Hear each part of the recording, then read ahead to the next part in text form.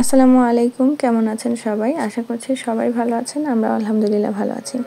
আজকের ব্লগে আপনাদের সাথে শেয়ার করব আলু চাষের একটা বিশেষ মুহূর্ত, বিশেষ কিছু সময়। দীর্ঘ সময় ধরে আমি ভিডিওটা রেডি করতেছি, আশা করছি আপনাদের ভালো লাগবে। তো এখানে আমরা আলু চাষ করার জন্য জমি তৈরি করে নিচ্ছি। প্রথমে হচ্ছে ট্রাক্টর দিয়ে 2টা চাষ করে নেওয়া হয়েছে। তারপর এখানে আবার সার ছিটিয়ে দেওয়া হচ্ছে, বিভিন্ন সার একত্রে মিশ্রিত করে সারগুলো ছিটিয়ে দেওয়া হচ্ছে। আর এই যে পরদিন সকালবেলা আবার একটা চাষ দিয়ে আমরা আলু রোপণ করা শুরু করে দেব। তো দেখতেই পাচ্ছেন বিশাল একটা জায়গা, সম্পূর্ণ জায়গাটাতে আলু করার ইচ্ছা ছিল, বাট কিছু জায়গাতে ছায়া হবে, যার কারণে সেখানে আমরা আলু রোপণ করব না, একটু বাকি রাখবো। বাকি সম্পূর্ণ জায়গাটাতেই আমরা আলু রোপণ করব। সময়টা খুব ব্যস্ত, তাই কেউ বসে নেই। ওদিকে হচ্ছে কৃষকেরা জমি চাষ করতেছে, আর বাড়িতে আবার বড় আলুগুলো কেটে কেটে ছোট করে নেওয়া হচ্ছে, মানে রোপণ করার জন্য। আর এদিকে আমরা আমাদের খুদে কৃষকেরা সহ ভ্যানে করে আলু নিয়ে যাওয়া হচ্ছে। সবাই মিলে ঝুলে কাজে লেগে পড়ছে। এখানে মানে এই সময়টা বসে থাকার বা বিশ্রাম নেওয়ার মতো একদমই সময় কারো হাতে নাই বলতে গেলে। সকাল থেকে শুরু হয় রান্না বান্না, খাওয়া দাওয়া, তারপর হচ্ছে কাজকর্ম, খেতে খামারে যে কাজের জোগাল দেওয়া, সব কিছু মিলে আমাদের একদমই মানে নাভিশ্বাস অবস্থা। ছোট বড় কেউই মানে অবসরে থাকে না। তার উপর বাচ্চাদের ক্যাচকেচি তো আছেই। এই যে এখানে দেখেন আলুগুলো সব বিছাই দেওয়া হচ্ছে, জমিতে আলুগুলো সব বিছাই দেওয়া হচ্ছে। আর একটা একটা করে বিছাই দেওয়ার পরে এইগুলো আবার হচ্ছে ওটাকে লাঙল বলে, লাঙল দিয়ে আবার ঢেকে দেওয়া হবে। যতই মানুষ দিয়ে কাজ করান না কেন, নিজের যে ফসল সেখানে যদি নিজে হাত লাগানো না হয়, সেখানে কোনো আনন্দও থাকে না, সেখানে হচ্ছে উন্নতিও হয় না। যেটা হচ্ছে গ্রামের ভাষায় বলে যে নিজের কাজ নিজে করলে সেখানে দ্বিগুণ ফলন হয়। তো আমরাও সবাই মিলে কাজ করতেছি। আর এখানে মানে সারাটা দিন এভাবেই কাজ করতে হয়েছে। মানে সবাই মিলে হচ্ছে আলু বিছানো হচ্ছে প্রথমে, তারপরে আবার মাটি দিয়ে সেই আলুগুলোকে ঢেকে দেওয়া। কাজটা কিন্তু খুবই পরিশ্রমের, দেখতে খুব সহজ মনে হলেও কাজগুলো কিন্তু আসলে সহজ না।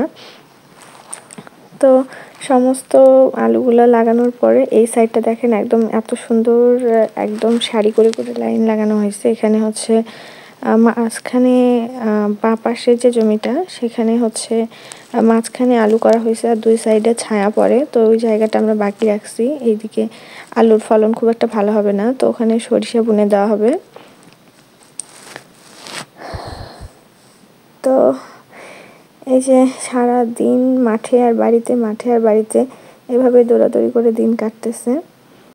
আলু রোপণ করার 28 দিনের মাথায় এই হচ্ছে আমাদের আলু গাছের ফাইনাল লুক।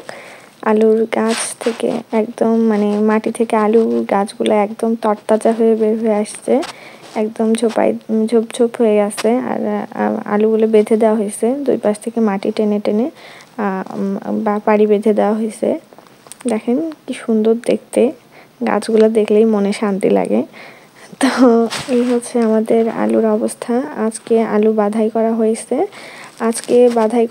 এবং আমরা হচ্ছে বাধাই করার একদিন পরেই এখানে হচ্ছে আমরা ভিটামিন স্প্রে করব। তো আমরা হচ্ছে একদিন পরে আবার আসলাম আলুর গাছে হচ্ছে ভিটামিন স্প্রে করার জন্য। মাশাআল্লাহ, গাছগুলো এত সুন্দর হয়েছে, এত তরতাজা, এত সতেজ, দেখলেই মনটা ভরে যায়। তো বাচ্চা কাচ্চা সহ আমরা এই যে আলুর গাছ স্প্রে করতেছি। তারপর আরও কিছুদিন পর এই যে আমাদের গাছের গ্রোথ, 2 সপ্তাহ পর সম্ভবত এটা হচ্ছে। মাশাআল্লাহ, অন্যান্য যে আলুর জাত আছে তার চেয়ে আমাদের এই আলুটা অনেক বেশি রোগ প্রতিরোধ ক্ষমতা সম্পন্ন। আর এখানে আমাদের খুব বেশি মেডিসিন লাগে নাই, ওষুধপত্রের খরচ অনেক কম, শীতকালীন কোনো স্প্রে আমাদেরকে করতে হয় নাই। এক্ষেত্রে আমাদের খরচ অনেক বেঁচে গেছে। আর যেহেতু আমরা শুধুমাত্র 2টা স্প্রে করছি, মানে 35 দিনে একটা আর হচ্ছে 55 দিনে, এটা হচ্ছে 55 দিন যখন বয়স আলুর গাছে তখন আমরা একটা স্প্রে করছি। আর হচ্ছে 60 থেকে 75 দিনের মধ্যে আমরা আলুটা উত্তোলন করব ইনশাল্লাহ। আপনাদের সাথে সেটাও শেয়ার করব। আশা করছি ভিডিওটা আপনাদের ভালো লেগেছে, আর ভালো লাগলে অবশ্যই লাইক কমেন্ট করবেন। পরবর্তী ভিডিও দেখার জন্য অবশ্যই চ্যানেলটি সাবস্ক্রাইব করবেন এবং পেজে লাইক দিয়ে রাখবেন।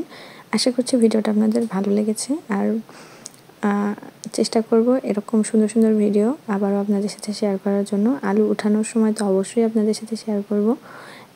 ইনফ্যাক্ট আমি লাইভ করব ইনশাল্লাহ। তো সে পর্যন্ত সবাই ভালো থাকুন, সুস্থ থাকুন, আমাদের সাথে থাকুন। ধন্যবাদ সবাইকে অনেক অনেক অনেক অনেক ধন্যবাদ ভিডিওটা সম্পূর্ণ দেখার জন্য। আসসালামু আলাইকুম।